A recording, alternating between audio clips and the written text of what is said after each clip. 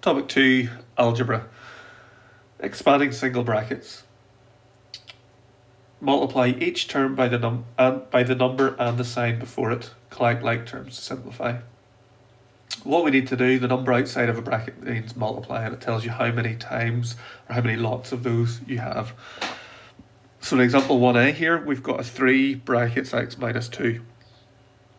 What we need to do is we need to make sure that we multiply the 3 into the bracket. So a good way to do that is to put our brackets, our lines, and we'll do 3 multiplied by the x and 3 multiplied by the minus 2. And that will work out to give 3x minus 6.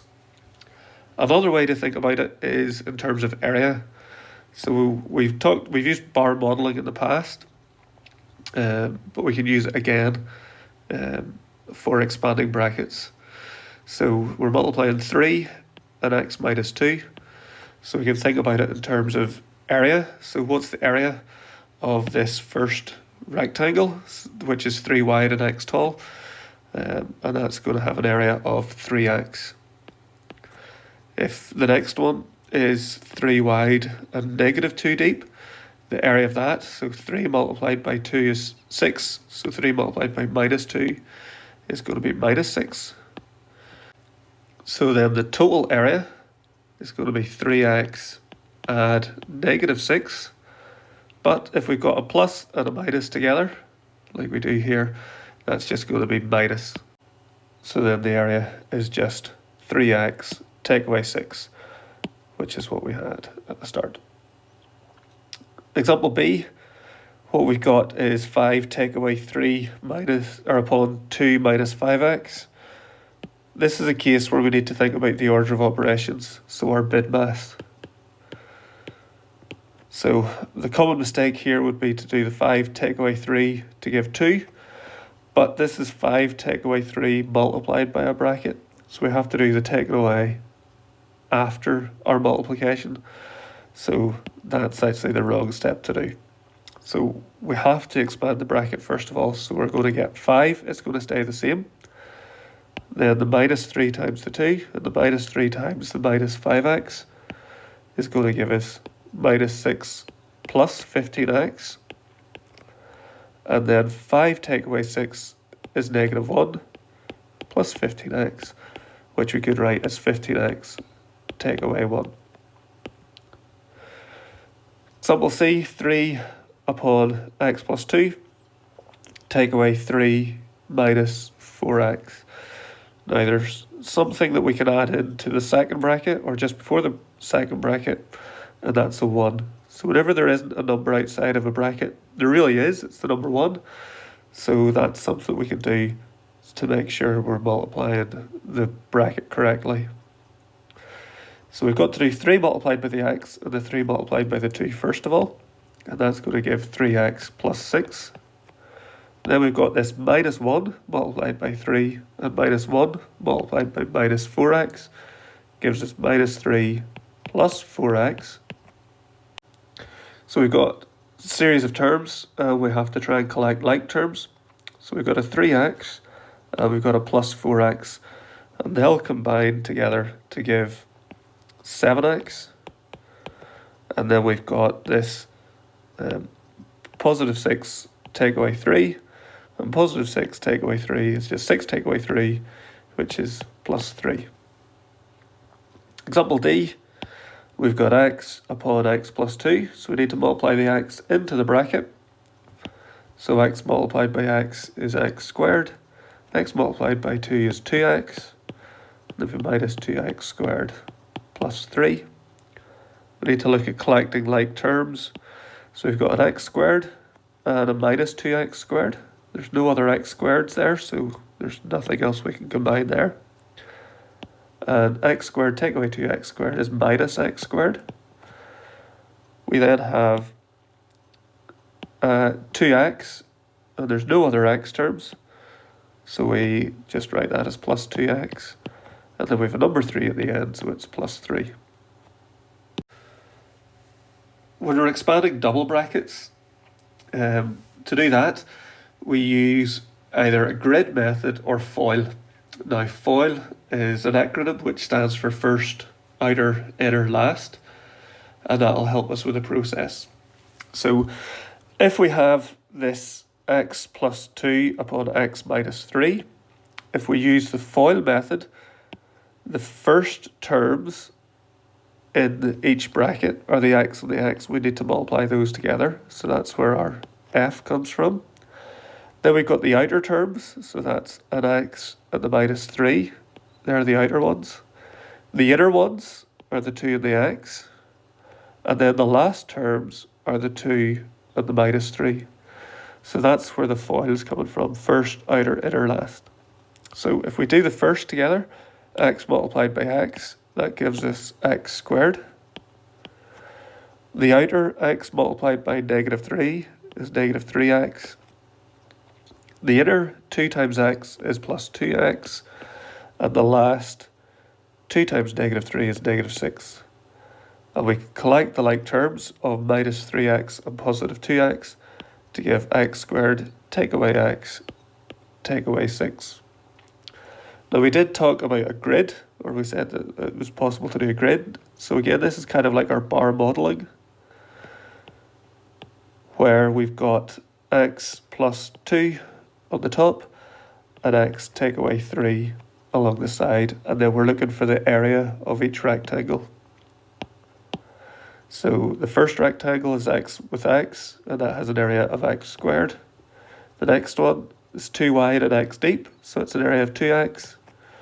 The third one has the width of minus 3 and the depth of x, that's minus 3x. And then the last one, 2 wide and minus 3 deep, is an area of minus 6. And what we'll see is that those 4 terms that we've just worked out, the x squared, the 2x, the minus 3x, and the minus 6, are the same within our FOIL. So they'll always collect to the end. So it doesn't really matter which way you do it. So example B, a minus 8, a plus 8. Do the first together. So that's a times a. The outer, a times minus 7. The inner, minus 8 times a. And the last terms, so minus 8 times minus 7. A times a is a squared. A times minus 7 is minus 7a. Minus 8 times a is minus 8a. And minus 8 times minus 7 is plus 56. And then minus 7 take away 8 is minus 15a. So we've got a squared minus 15a plus 56. Again, we could have used a grid method for this. Where along the top we've got a and minus 8, a and minus 7. This first area, a times a, is a squared. The second one, minus a times a, is minus 8a. Then we get minus 7a, and we get plus 56. And they would simplify to give us our a squared minus 15a plus 56. Example C, we've got 2y plus 3 upon 3y minus 5. So we look at our first terms, our outer terms, our inner terms, and the last terms. So the first terms are 2y multiplied by 3y. 2 multiplied by 3 is 6. Y multiplied by y is y squared. The outer then, 2y times minus 5 is minus 10y. 3 times 3y is 9y, so plus 9y. And then 3 multiplied by minus 5 is minus 15. So that'll simplify to 6y squared minus y minus 15. So remember, minus 10y, if we think about a number line, minus 10 is down here. Adding on 9 goes to the right, and you'll end up at minus 1y, or minus y. Again, we could have used a grid for this. This will be the last time we do that. Hopefully you can see the technique. So we've got 2y and 3, 3y and minus 5. The area of the first one, 2y times 3y, is 6y squared. The area of the second one, 3 times 3y is 9y. 2y times minus 5 is minus 10y. And then minus 5 times 3 is minus 15. So again, we get the same 4 terms that we previously did, and that will simplify to 6y squared minus y minus 15. Example D, fill in our FOIL lines. So 8 times 3x is our f, our outer 8 times 1, our inner 2x times 3x, and the last 2x times 1. So 8 times 3x is 24x, 8 times 1 is plus 8, minus 2x times 3x is minus 6x squared. So 2 3s are 6, x times x is x squared, and 2x times 1 is 2x. So this is a slightly different layout than before, but again we can collect like terms. So we've got a 24x and a plus 2x. They'll combine together to give 26x plus 8 minus 6x squared. Example E, we've got 2x plus 1 squared, all squared. Now, a common mistake that people will do here is they will square the 2x and they'll square the 1. And they'll leave the answer as 4x squared plus 1. But that's actually wrong. And that's wrong because a bracket squared means we've got the bracket multiplied by the bracket. So what we should have here is we repeat the bracket. So we get 2x plus 1 multiplied by 2x plus 1. So that's what the squared means. Then we need to apply our FOIL. So the first times the first, the outer ones, the inner, and then the last.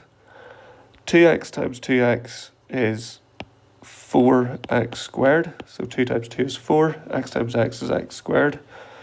2x times 1 is 2x. 1 times 2x is 2x. And then 1 times 1 is 1. Simplifying our like terms, so the 2x plus the 2x is 4x. So we've got 4x squared plus 4x plus 1. And you can see there that there is a difference between what the correct answer is and what the incorrect answer was. And just to re-emphasize that, we've got example F. So the first thing is x plus 1 all squared. So we're going to repeat the bracket and write it as x plus 1 and x plus 1. We'll expand these out using FOIL. So we've got our first, our outer, our inner, and our last. X times x is x squared. X times 1 is x. 1 times x is x. And 1 times 1 is 1. So that's x squared plus 2x plus 1. X minus 1 squared is x minus 1 times x minus 1. We'll use our FOIL again. First, outer, inner, last. So the first x times x is x squared. The outer minus x. The inner minus 1 times x is minus x. And then the last minus 1 times minus 1 is plus 1. So we've got x squared minus 2x plus 1. Now that's not the end of the question. What we have to do is we take the second expansion away from the first one.